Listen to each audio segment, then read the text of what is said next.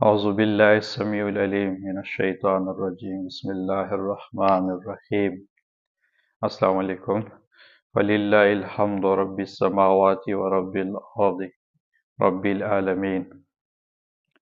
آج ہم اپنے سلسلے کی دوسری ویڈیو پہ بات کرنے والے ہیں، اور اس میں جس چیز کے حوالے سے ہم بات کریں گے کہ عربی کا لفظ فتنہ، اصل میں یہ لفظ فتنہ ہے کیا؟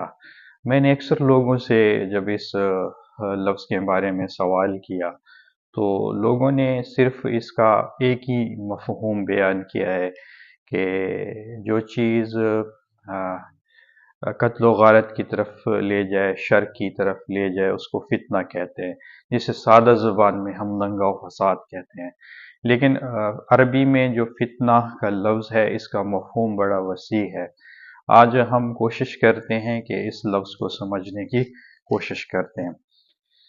جو لفظ کا اصل مادہ ہے عربی میں، وہ ہے فا تا نون سے، اور اس کا جو بنیادی مفہوم بنتا ہے عربی کی جو بڑی بڑی ڈکشنری ہیں، جیسے لسان العرب ہے یا پھر تاج العروس ہے، کسی چیز کے آگ میں جلنے کو یا تپنے کو بنیادی طور پہ یہ اس کا بنیادی مفہوم فتنے کا یہی بنتا ہے۔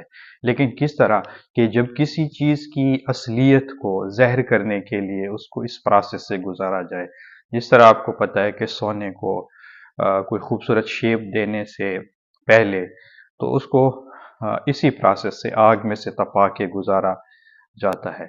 لیکن جب ہم پھر اس کے لغوی معنی انہی لغات میں دیکھنے کی کوشش کرتے ہیں تو وہاں پہ اس کا معنی ہے کسی قسم کی آزمائش یا کسی قسم کے امتحان میں گزارنے کے لیے بھی لفظ استعمال ہوتا ہے۔ لیکن قرآن میں یعنی کس لیے کسی چیز کی آزمائش اور امتحان میں اس کو کس لیے گزارا جائے گا؟ تاکہ اس چیز کی اصلیت جو ہے وہ ظاہر ہو جائے۔ یعنی کسی چیز کی اصلیت کو ظاہر کرنے کے لیے جو پروسیس ہوگا، آزمائش کی صورت میں، امتحان کی صورت میں یا کسی اسسمنٹ کی صورت میں، ہم اس کو کہہ سکتے ہیں کہ یہ اصل فتنہ ہے۔